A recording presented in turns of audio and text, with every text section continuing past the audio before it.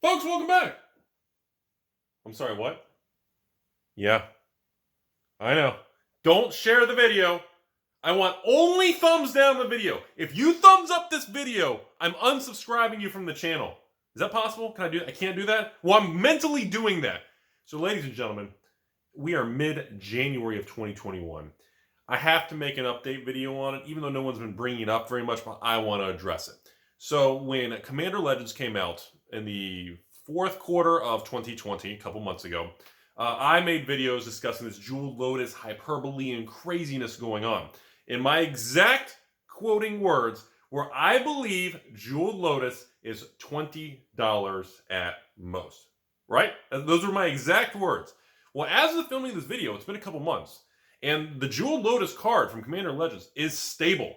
It is not going higher or lower. Commander Legends appears to be off allocation. The supply is not super heavy. You can't just if you're an LGS owner, you can't just order endless amounts of Commander Legends. But there's enough of the boxes of regular draft floating around. There's not a supply issue. They're stable at like $100 a box. There's really not any movement going on, which is good. That's healthy. But I want to tell you why I got it wrong, and based on the assumptions I had made on how I came to that conclusion, because this is fascinating, everybody. So, since Jeweled Lotus, regular version, everybody, not foil extended art, reach around, lighthouse Jeweled Lotus, regular Jeweled Lotus, it bounces between like 60 and 69 giggity at the price, before taxes, of course, depending where you live in the world. I thought for sure it would be stable around that $20 price point. And my rationale was based on, honestly, the ability to get the card from a booster box. And I remember specifically about 5 or 6 videos into the 20 video Commander Legends collector box opening series I did at release. So I think we did end up doing like 19 videos. So like 38 boxes or something we opened. Of the 38 boxes we opened, I think like, what was it, 8? 8 of the 38 boxes had a single Jeweled Lotus in it. And of those 8 boxes, I mean, what did we only get? Like, I think it was what? Maybe like 2 or 3 were extended art, or 1 was like full Monty. We got nothing. So the thing that really was the biggest miscalculation on my end was the supply and the ease of pulling the card converting from sealed to singles. I was blown away by that. I had never seen anything like that in modern Magic times. Every other Theros, Ikoria, Throne of Rudy's Basement, every other Core 2029, all these sets, there were never really specific cards that were just like, oh my goodness, these are tough to get. I had not experienced that in modern day Magic box openings or pack crackings. And I realized about halfway through that series, I remember doing the box openings thinking, dude, this price is going to hold, because they made sure the supply was going to remain very restricted. It was going to be tight. A double giggity tight. There was no way the amount of Jeweled Lotuses being pulled was going to really have enough downward pressure to actually push that, to ratchet that price from the $100 to the $90 to the $80 to $70, $60, $50, $40, $30, $20, which is what I expected to happen at release date, plus 30 days, release plus 60, release plus 90, until the market fully kind of is stable, usually between 3 and 6 months post-release. And then, when I realized, really, the extreme difficulty of getting the Jeweled Lotus in the extended art foil, the full Monty version, I could not believe the difficulty to get that card. And then we layer on top that apparently we had the very first, pivot adjustment in supply of the collector boxes. No second wave. I want to be wrong, for the love of God. I hope the day after I make this video, Wizards is like, surprise! That would be amazing. Because as of right now, Commander Legends collector boxes are 300 plus. These things are going to be $400 or $500 collector boxes if the supply remains in the situation it is. Every other collector box since Throne of Eldraine in all the collector box series, we've had a second wave restock. Not a reprint. Usually it's a restock that's released from Wizards after a certain amount of period of time post-release. And this is the first time we are not seeing that. So I don't know what the deal is. I don't know why they made that decision. Maybe it's a non-standard set. They just didn't think demand was there. I don't know what kind of Bob and corporate suit made that choice. But because of that, the Jeweled Lotus card is stable. It's $60, $70 for regular. And the full Monty extended foil triple framed, these things are $500 to $1,000. I mean, people are sending them off for grading. I am seeing the very first signs of modern new Magic cards actually being graded because people are there's an appetite for it.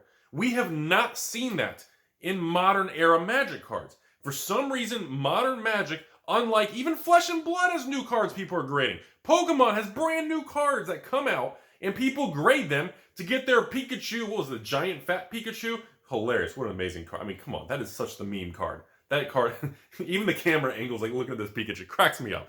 You know, even Pokemon is people are grading, looking for the chase of the PSA 10 in Pokemon new release products. People are grading new Flesh and Blood products. I'm seeing Yu-Gi-Oh cards, new ones, graded everywhere. And I'm sitting here going, why is the new Magic cards, is the market so non-accepting of graded cards on the new products? And my only personal conclusion, with absolutely no evidence, because I live in a basement and lick tacos all afternoon, and my only reasoning is simply that people believe all the new Magic sets are printed so much to oblivion, nobody just feels there's any scarcity or any value in single new cards because they're just truly not rare.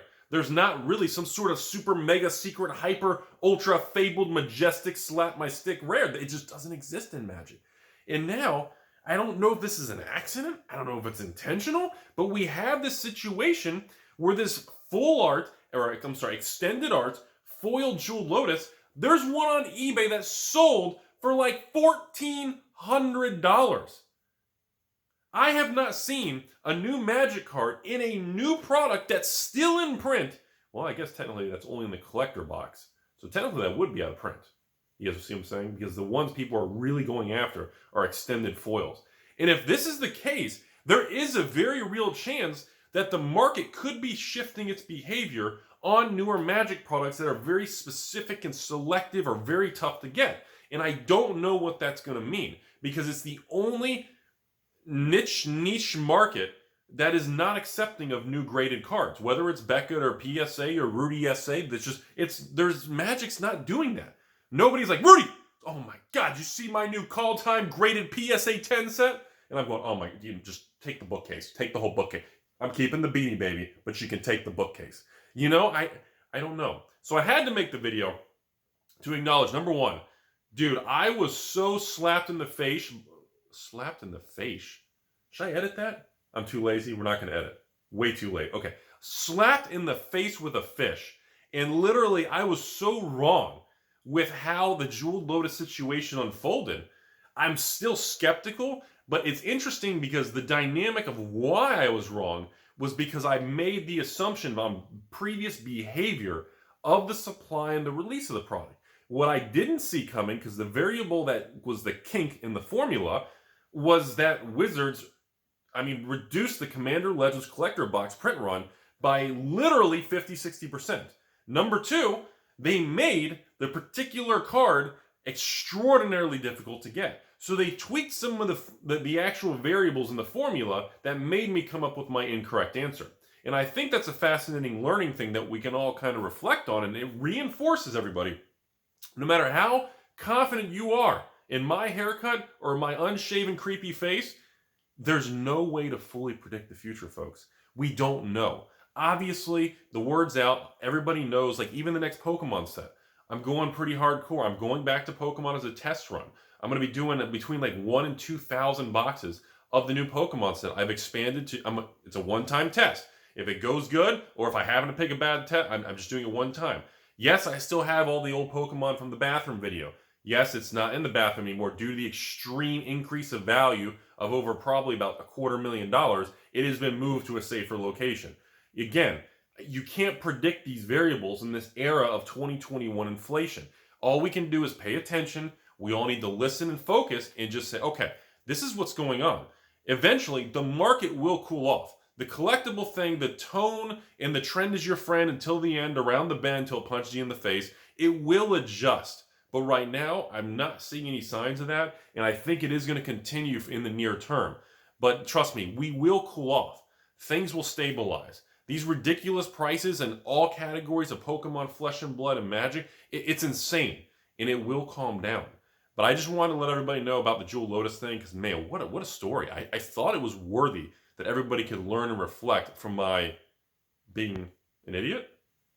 Yeah.